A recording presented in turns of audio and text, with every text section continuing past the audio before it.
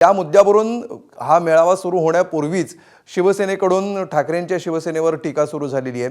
त्या दृष्टीने कार्यक्रमाचं नेमकं नियोजन काय असणार आहे आणि कशा प्रकारे आजचा नॅरेटिव्ह सेट करण्यासाठी जो काही वक्त्यांची नावं निश्चित करण्यात आलेली आहेत किंवा भाषणांचा क्रम निश्चित करण्यात आलेला आहे त्याविषयी सांगा।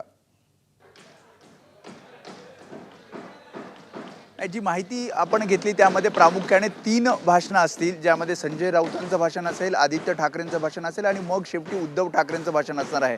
ज्या प्रकारे टीका केली जाते किंवा जी वक्तव्य येत आहेत ऑपरेशन टायगर यशस्वी झाल्यानंतर त्यानंतर आता नेमकं उद्धव ठाकरे काय बोलणार, कारण आतापर्यंत जरी दावा शिंदे शिवसेनेकडनं केला जात असला की ऑपरेशन टायगर यशस्वी झाले, त्यानंतर उद्धव ठाकरेंनी आतापर्यंत कुठलंही भाष्य या सगळ्या संदर्भात केलेलं नाही आणि त्यामुळेच आतापर्यंत अरविंद सावंत, संजय राऊत, अनिल देसाई हे या सगळ्या संदर्भात बोलतायत, भूमिका पक्षाची मांडतायत। मात्र अधिकृतरित्या पक्षप्रमुखांची भूमिका काय असणार, कारण राज्यभरातील जिल्हा प्रमुख असतील, विभाग प्रमुख असतील, आमदार, त्यासोबतच जे 4 खासदार आहेत ते आणि इतर नेते हे इथे उपस्थित असणार आहेत। आणि दरवर्षी आपण बघतो वर्धापन दिनाला इथे ज्या खुर्च्या टाकल्या जातात त्यामध्ये नेते, उपनेते, आमदार, खासदारांसाठी या खुर्च्या असतात।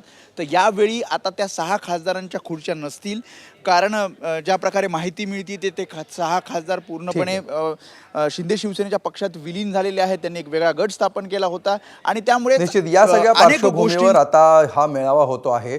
त्यामुळे या मेळाव्याचा टोन नेमका कसा राहतो आणि भाषणांमध्ये नेमके कुठले मुद्दे समोर येतात हे बघणं महत्त्वाचं आहे। तूर्त धन्यवाद वेदांत आणि अभिषेक, तुम्हा दोघांचेही या सविस्तर माहितीबद्दल। एबीपी माझा, उघडा डोळे बघा नीट।